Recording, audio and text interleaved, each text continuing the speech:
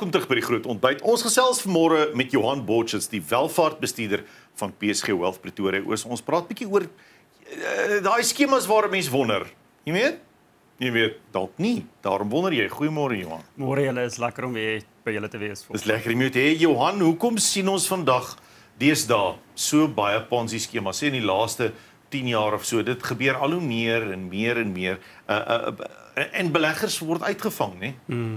Ja, ek dink as mense 'n bietjie teruggaan en gaan kyk hoe lyk die omgewing op die stadium. Onthou dit is 'n moeilike ekonomiese omgewing gewees die afgelope paar jaar, né?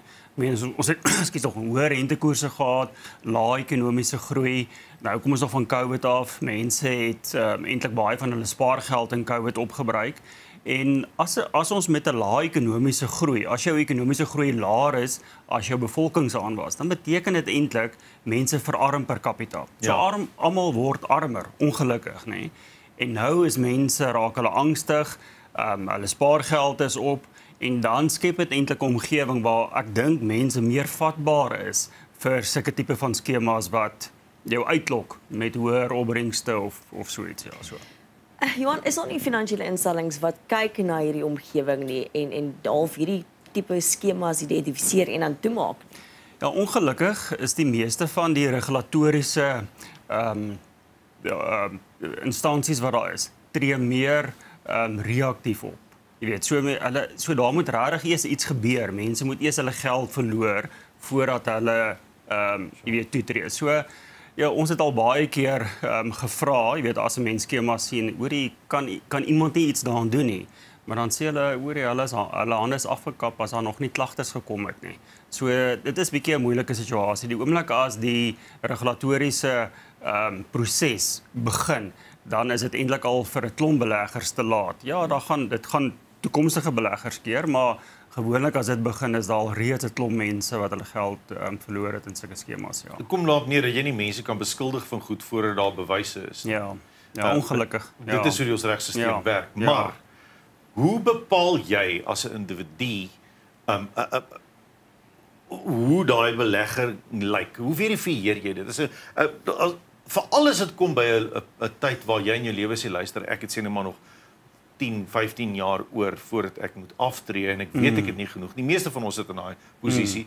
Ek moet my geld nou op 'n plek sit waar ek goeie dividende kry en dan begin 'n mens soek na beter beleggingsopsies, oënskynlik met meer vrugte wat dit afwerp. Hoe verifieer jy daai instansies? Ja, ek sê altyd vir mense, hulle moet hulle eie logika ook gebruik, né? So kom ons sê byvoorbeeld, en ons het dit al baie gesê, almal het dit al gehoor.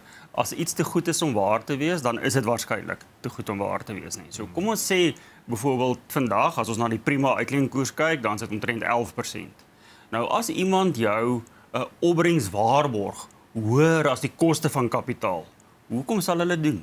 Hoekom sal iemand dan vir jou sê, hoorie, ek het hierdie ongelooflike veilige belegging wat vir jou 13 of 14% opbrengs kan gee, geen risiko nie.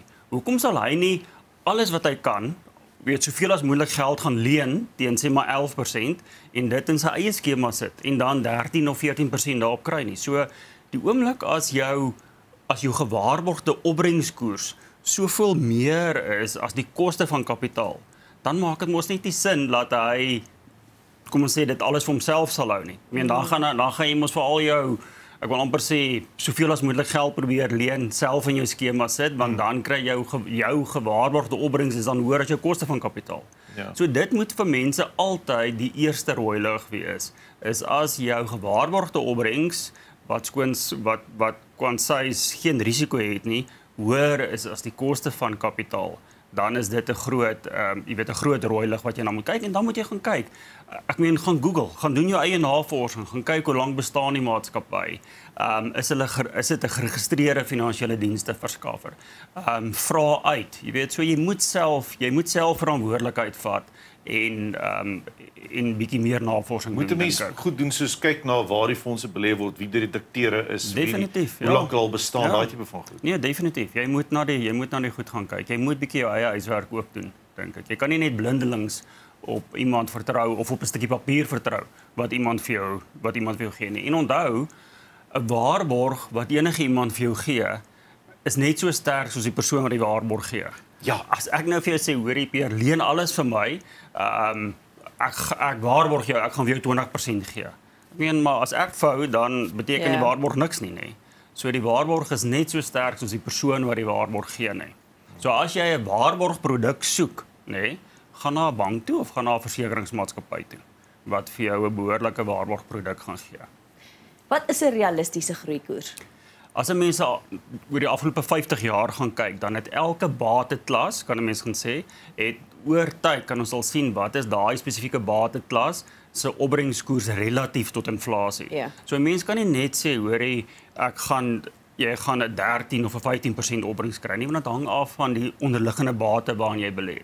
So as jy byvoorbeeld in kontantinstrumente gaan belê, dan gaan jy miskien inflasie plus 3% kry. As jy in aandele gaan belê wat natuurlik 'n hoë risiko is, dan gaan jy oor tyd na inflasie plus 7% kry. So jy moet nou altyd gaan kyk na goed relatief tot inflasie. En die oomblik as inflasie daal, soos wat dit nou gebeur, dan is die verwagte opbrengskoerse wat daar is, moet ook afkom. Jy weet, so dit is net hoe dit is nie. So veral as inflasie afkom en iemand gee nou iewers skielik vir jou hoër waarborgkoerse, dan moet jy bekommerd wees. Rarig, ja. Okay.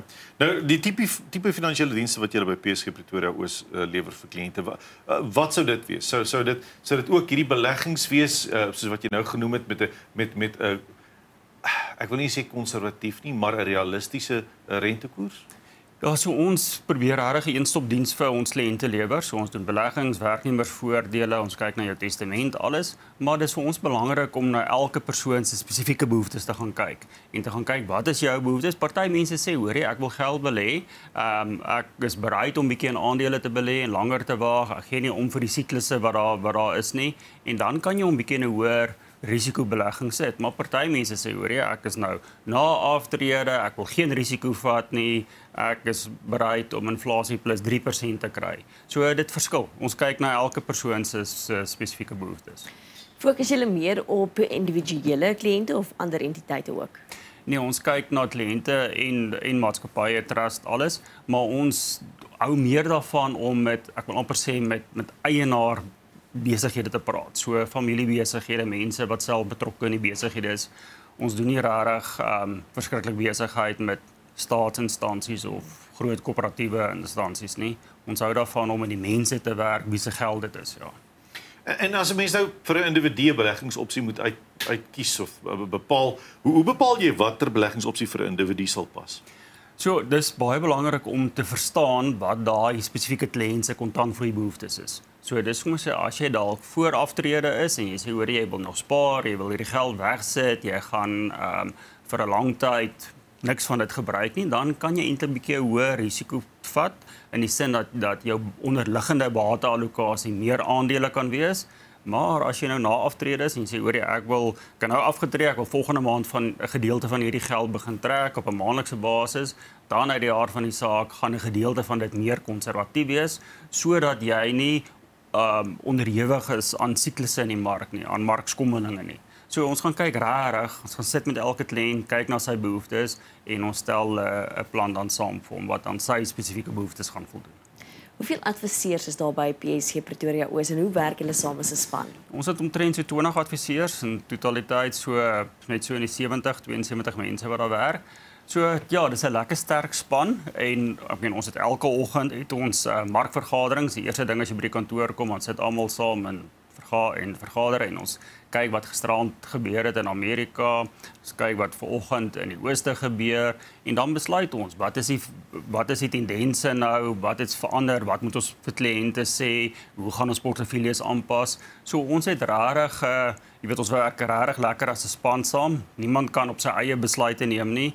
As ons, jy weet, jy moet amper jou vennote self eers oortuig oor wat die regte ding is om te doen en die oomblik as ons dan saam besluit, dan doen ons dit vir al die kliënte, neem ons daai besluit vir al die kliënte saam, ja. Ek het hulle draai gemaak by julle, dis 'n indrukwekkende setup, maar dis elke dag wat julle dit doen. Elke dag, ja. Elke dag. En dis goed dat 'n mens mekaar moet oortuig van jou opinie, né? Ja, definitief ja. So en ek dink jy weet ons is maar in die kantoor paar mense met sterk opinies. So partykeer is dit maar 'n bitterpil om te sluk as jy nie jou kollegas kan oortuig nie, want jy dink jy is reg, maar dan moet jy daarmee vrede maak ook, nê. Jy weet, en dan later dan dink jy ja, miskien was ek toe nie so reg geweest nie en die ander was dalk meer reg geweest. So maar dit so, ekskuus nou vir die Engels, is so 'n bietjie van 'n sanity check. Jy weet dat ons almal moet oortuig en saamstem oor goed. En ons het regtig goeie gekwalifiseerde mense in die kantoor. Jy weet, veral ons jong mense wat daar is, jy weet, klomp CFA's, alles. So dit is jy kry regtig baie goeie insette van almal af. Ja. Johan, baie dankie jy draai gemaak het vanmôre. Dankie julle. Was lekker om hier te wees. Ja, dis die Johan Borchers van PSG Wealth Pretoria Oos. Hulle help jou om die geheelbeeld te sien. E-pos gerus groot na psg.co.za, groot na psg.co.za vir meer inligting. Geaffilieer is van die PSG Consult Groep, 'n gelisensieerde beheerende maatskappy en gemagtigde finansiële dienste verskaffer.